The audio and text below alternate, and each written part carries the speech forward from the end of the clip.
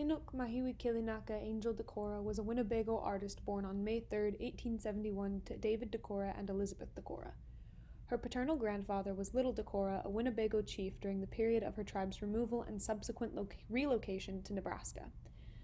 In addition to coming from a long tradition of interpreters and emissaries, Angel was not the first in her family to receive a formal education. Her mother was educated at a Catholic convent as a child and was a prominent member of their community. Her cousin, Julia St. Cyr, was one of the first female students at Hampton Institute, and Julia DeCora, Angel's younger sister, would later attend Hampton Institute as well. Though it was believed that DeCora had been recruited to Hampton Institute by St. Cyr with the consent of her family, she later revealed that she had been abducted and sent to the school without the knowledge of her parents. She was enrolled at Hampton Institute in 1883 with 6 other children and studied there for 5 years before being sent home.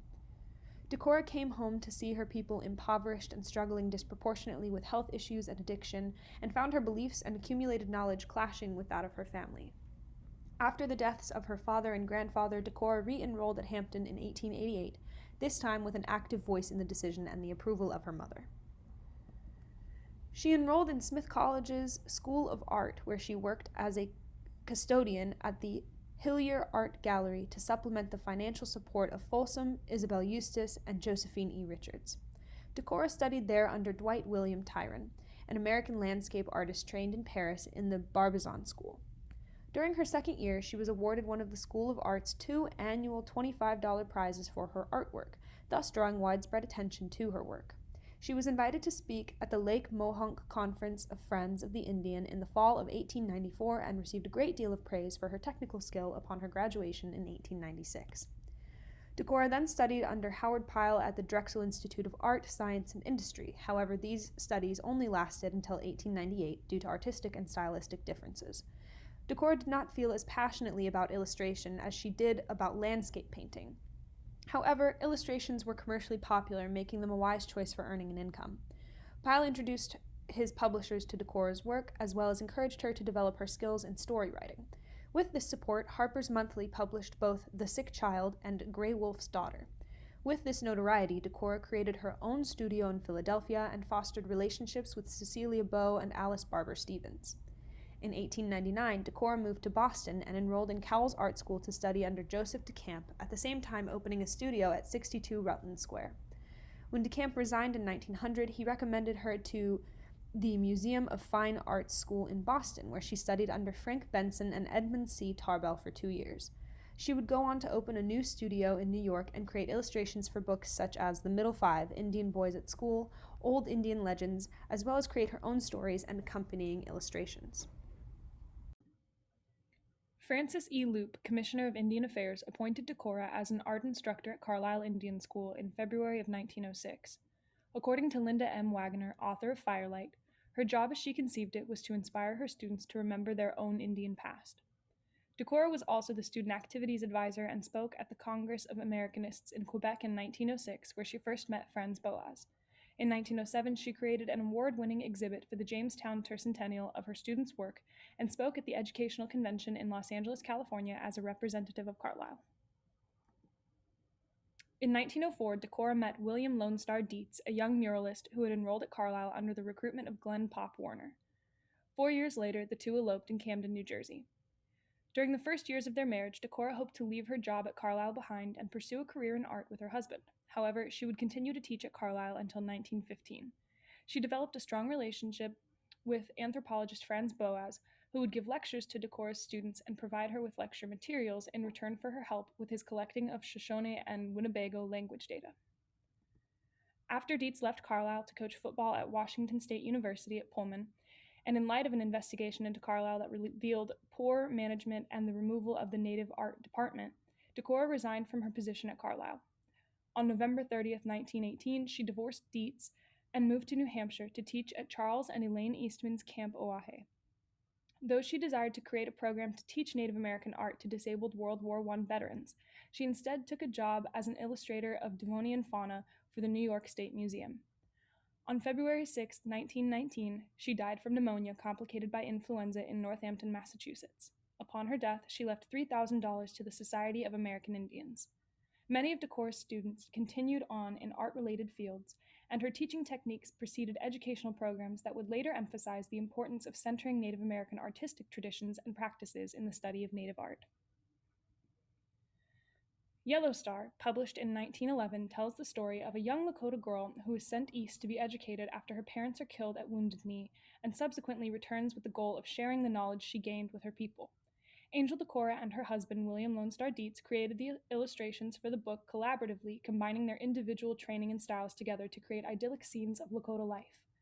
One can especially see the influence of Tyron's focus on tonalism, as well as the attention to detail paid to both traditional and modern Native dress that resulted in part from DeCora's art study trip to Fort Berthold Indian Reservation. The work gave DeCora hope for a career that centered artistic collaboration with her husband. Angel DeCora's artistry as a painter, illustrator, and designer is most recognizable as a part of the tonalism movement, where artists depicted landscapes with heavy mist and cloudy colors. DeCora's work is excluded from discussions of contemporary Native art because of her European American aesthetics. She intersects between art, modernity, and ethnic identity within her pieces, blurring the Native influences that many historians use to distinguish authentic Native art. Instead, she conveys academic poses and realistic perspectives learned from her European American teachers. With the arts and crafts movement flourishing in the early 1900s, DeCora was motivated to pursue commercial artistry. DeCora illustrated Native American stories for a mix of Native and non-Native audiences, using aesthetics that exuded the transcultural condition that defined the modern Native experience. DeCora belonged to a growing group at the time that believed art had moral influences and that her piece could both retain a proud sense of ethnic identity among her Native audience while encouraging the non-Native audience to be more tolerant of cultural diversity. Published in 1900 by Small, Maynard and Company, The Middle Five, Indian Boys at School is an autobiography by Omaha ethnologist Francis LaFlèche, with illustrations by DeCora. DeCora draws the cover teepees with firebirds, zigzagging lines, and a crescent moon, motifs that are commonly used among artists of the time to convey the presence of Native art. The image of the little boy is a depiction of LaFlèche arriving to an Indian boarding school in his Omaha dress. DeCora had LaFlèche send pictures of him in his Omaha clothing for her to accurately represent his tribe and reinforce the importance of tribal identity. The little boy consoling LaFlèche is drawn wearing a boarding school uniform. This moment emphasizes the Americanization of Indigenous children that occurred at these schools, but also the universal experiences that children endured. The two boys do not know each other and come from different tribes. However, the one in the uniform is able to console LaFlèche because he understands the pain being felt. This similar experience unified the Indigenous children of the time. DeCora herself went through the same education and could meticulously create the emotion and relatability of this moment. To the non-Native eye, these details go unnoticed, but DeCora was deliberate in making a connection to her Native audience. Published by Ginn and Company in 1901, Zikala Zah's book, Old Indian Legends, contains numerous illustrations by DeCora to accompany his recollections of popular Indigenous folklore. The book cover differs from the European-inspired aesthetics in her work. Instead, DeCora evokes similarities to the standards of geometric and spatial features of mainstream Native patterns. Indigenous people she depicts in the book resemble the romanticized and exoticized images of European artists. The blatant ignorance of European American influences on the cover and the stereotypical images within the book contrast the copious other works of DeCora. Many believe this is a result of DeCora's appeal to the editor who wanted to please the American consumer that would want the art to be as authentically Native in their eyes. These images show her talent with tonalism, placing the characters in landscapes with dark foregrounds and light backgrounds, creating the appearance of mist and shadows. DeCora's artistry incorporates a complex understanding of her identity, education, and social surroundings. Her influence in the modern Native arts movement is unparalleled.